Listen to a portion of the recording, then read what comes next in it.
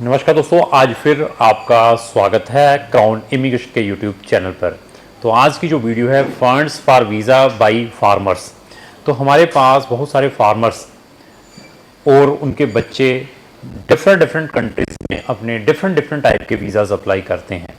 तो हमारे पास बहुत सारी क्वेरीज आती हैं बच्चों की, पेरेंट्स की, कि सर हमें कौन से डॉक्यूमेंट दिखाने पड़ते हैं for the purpose of visa. तो ऐसा है कि वी आर वेरी टेक्निकल। हमें मालूम है कि अगर आप सेल्फ एम्प्लॉयड हैं या फ्रीलांसर हैं, आप जॉब कर रहे हैं या फार्मर्स हैं, आपको किस टाइप के फंड्स दिखाने पड़ते हैं जब आपने अपना या अपने बच्चों का स्टडी वीज़ा या टूरिस्ट वीज़ा किसी भी कंट्री में अप्लाई करना हो।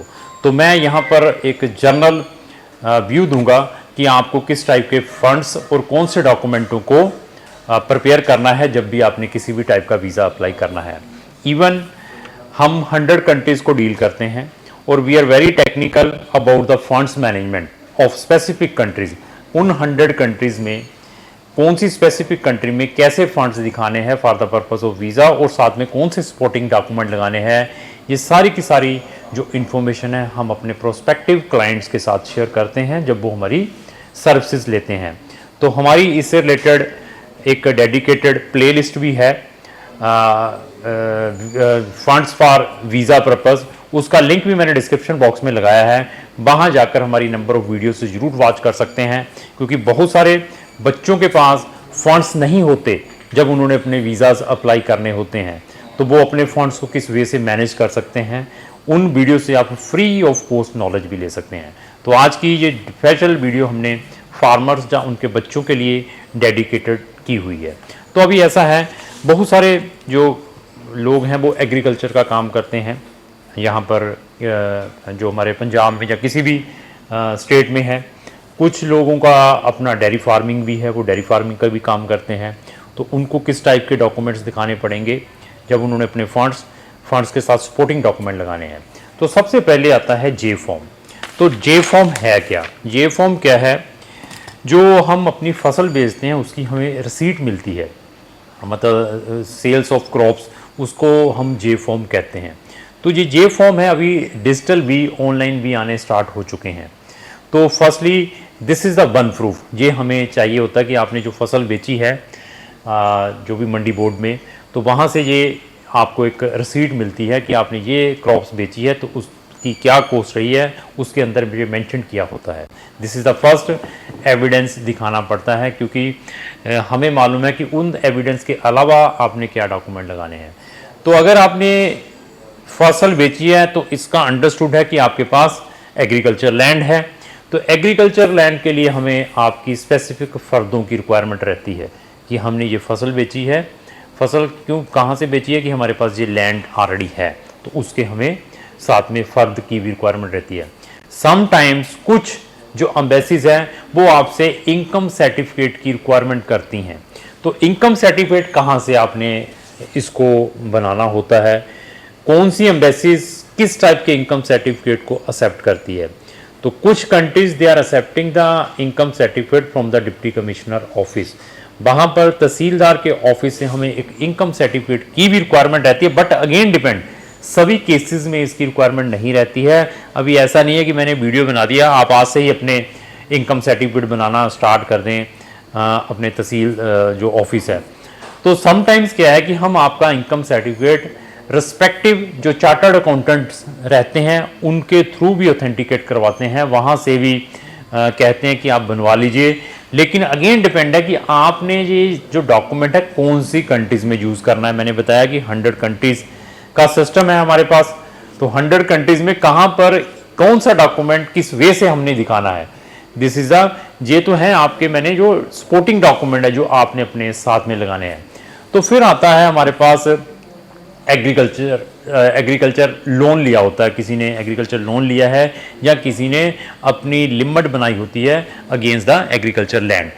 तो वो आपने जो लिमिट बनाई है उसका भी हमें सैंक्शन लेटर की रिक्वायरमेंट पड़ सकती है, जहाँ आप अपने जो रिस्पेक्टिव बैंक से आपने जो लिमिट ली है कितनी यूटिलाइज की है, कितनी बैलेंस पड़ी हुई है और इस लिमिट को कितने समय से आप यूज़ कर रहे हैं, उसकी अगर हमें हिस्ट्री मिलती है, आपका वो रिस्पेक्टिव बैंक देता है, तो उसको चेक करने के बाद हम बताएंगे कि आपकी वीज़ा फाइल में ये कहाँ पर सपोर्ट करेगी।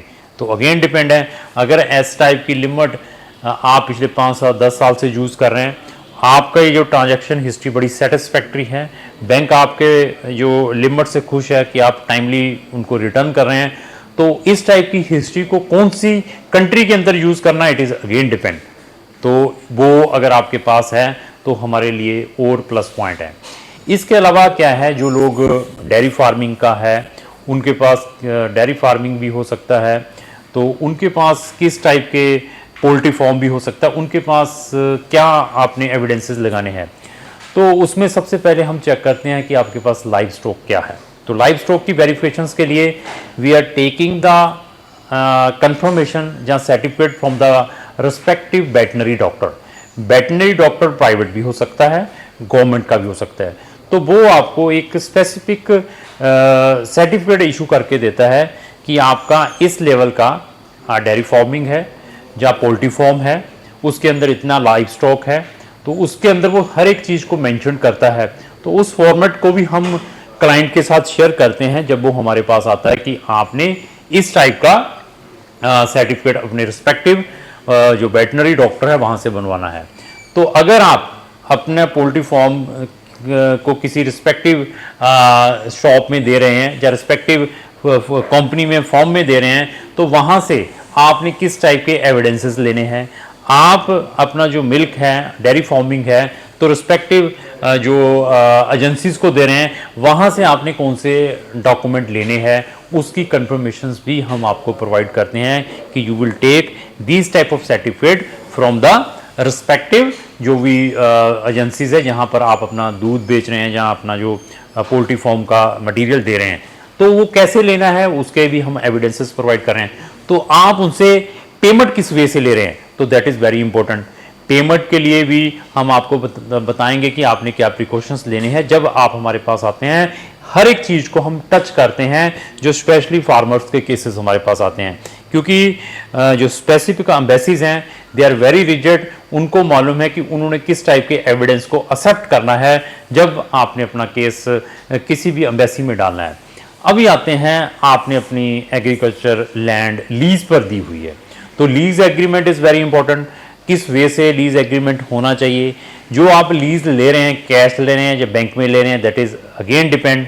तो लीज पर अगर आपने अपनी एग्रीकल्चर लैंड दी हुई है, तो जो ये फॉर्म है वो किसके नाम पर आ रहे हैं, ये हर एक चीज़ को हम चेक करते हैं।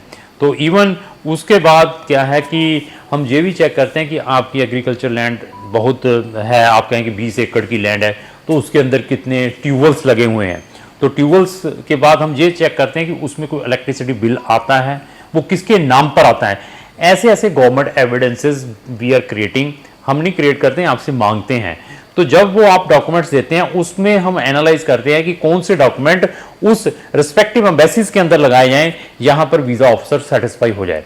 तो ये सारी चीज़ों को चेक करने के बाद ही हम आगे डिसीजन प्रोवाइड करते हैं कि आपके केस में कितना चांसेस हैं वीज़ा होने का, इधर टूरिस्ट है या स्टूडेंट का है या लॉन्ग टर्म कोई वीज़ा डाला हुआ है। इसके अलावा आपने अगर कोई गवर्नमेंट की योजनाओं को अवेल कर रहे हैं, किस टाइप की योजनाएं हो सकती हैं उसके बारे में भी मैं इसमें डिस्कस करूंगा। कोई आप किसी भी टाइप की कोई पेस्टिसाइड परचेज कर रहे हैं, उसके कोई बिल ले रहे हैं किसी स्पेसिफिक एजेंसी से, वो भी बहुत इंपॉर्टेंट रहते हैं। हमें ये पता चलता है कि हाँ एक्चुअली वो एग्रीकल्चर का काम करता है। ऐसी चीज़ों को हम चेक करते हैं। अपार्ट फ्रॉम दिस, अगर आप जो मैं अभी कुछ चीज़ें बोलूँगा इस टाइप के लोन्स को अवेल कर रहे हैं जो कि सेंट्रल गवर्नमेंट के हैं, तो वो आपके केस के ऊपर और प्लस पॉइंट रहते हैं कि आपको गवर्नमेंट से इस टाइप की कोई सब्सिडीज या इस टाइप के लोन मिल रहे हैं। उससे पता चलता है कि आप एक बिग फार्मर हैं। तो वो कौन कौन से लोन हो सकते हैं, एक तो है एग्रीकल्चर इंफ्रास्ट्रक्चर फंड। अगर आपने इस टाइप का कुछ फंड्स लिए हुए हैं, आपके पास उसके कोई एविडेंसेस हैं, आप हमें प्रोवाइड करें। इसी तरीके से नेशनल बी कीपिंग मिशंस के थ्रू अगर आपने कोई लोन लिया हुआ है उसके कोई एविडेंसेस प्रोवाइड कर सकते हैं। इसी तरीके से राष्ट्रीय कृषि विकास योजना के थ्रू आपने कोई फंड्स लिए हुए हैं, उसके हमें आप एविडेंसेस प्रोवाइड कर सकते हैं। इसी तरीके से मैक्रो इरिगेशन फंड्स के थ्रू कोई आपने कोई लोन लिया हुआ है, उसके अगर गवर्नमेंट आपके एविडेंसेस है वो हमें प्रोवाइड कर सकते हैं। इसी तरीके से किसान विकास योजना के थ्रू अगर आपने कोई फंड्स लिए हुए हैं, ये सारी चीज़ों को हम फिर कंपाइल करते हैं। कंपाइल करने के लिए जो ऑथराइज चार्टर्ड अकाउंटेंट सीए रहते हैं उनसे भी हम ओपिनियन लेते हैं, उनसे भी हम आपकी वेल्थ रिपोर्ट बनाते हैं।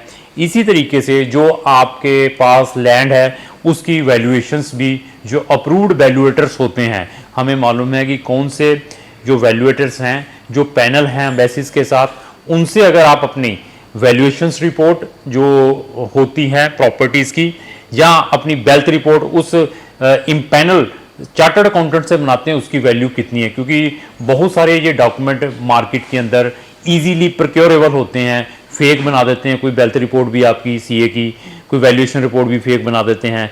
तो आप कोशिश ये करें उन एजेंसी से अपने डॉक्यूमेंटों को ऑथेंटिकेट करवाने की कोशिश करें जो कि एम्बेसी के पैनल के ऊपर है, ताकि आपकी क्रेडिबिलिटी बने। तो ऐसा है कि मैंने ये आपको एक पूरे का पूरा व्यू दे दिया है। जो किसान या उनके बच्चे फॉरेन में किसी भी टाइप का वीज़ा अप्लाई करना चाहते हैं, तो अगर हमें इस टाइप के डॉक्यूमेंट्स प्रोवाइड करते हैं तो ये जो एविडेंसेस हैं एक्सेप्टेबल है एम्बेसीज के अंदर, अगर आप इस वे से अपने जो केसेस एम्बेसीज में डालते हैं। तो क्राउन इमिग्रेशन इन चीज़ों में बहुत ही टेक्निकल है। ये तो मैंने फार्मर्स के केसेस के बारे में बताया है। आप अगर सैलरीड हैं तो आपने क्या दिखाना है, अगर आप सेल्फ एम्प्लॉयड हैं तो आपने क्या दिखाना है, आप फ्रीलांसर्स हैं तो आपने क्या दिखाना है, आप एक पॉलिटिशियंस हैं तो आपने क्या दिखाना है। तो ऐसी सारी चीज़ों को हम एनालाइज करने के बाद आपको उसके अकॉर्डिंग चेकलिस्ट प्रोवाइड करते हैं कि इस चेकलिस्ट के अकॉर्डिंग हमें डॉक्यूमेंट्स प्रोवाइड करें, ताकि हम आपकी जो फाइल है एम्बेसी में पूरे प्रेजेंटेबल सिस्टम से प्रेजेंट करें। तो अभी लास्ट ये मेरी रिक्वेस्ट यही है कि अगर आपको फंड्स मैनेजमेंट में किसी भी टाइप की डिफिकल्टीज आ रही हैं जब आपने अपना कोई वीज़ा किसी भी कंट्री में अप्लाई करना है, तो उसके लिए क्राउन इमिग्रेशन का ओपिनियन जरूर ले सकते हैं। अगर आपको जो मेरी वीडियो अच्छी लगी इसको लाइक एंड शेयर करना ना भूलें। Thank you.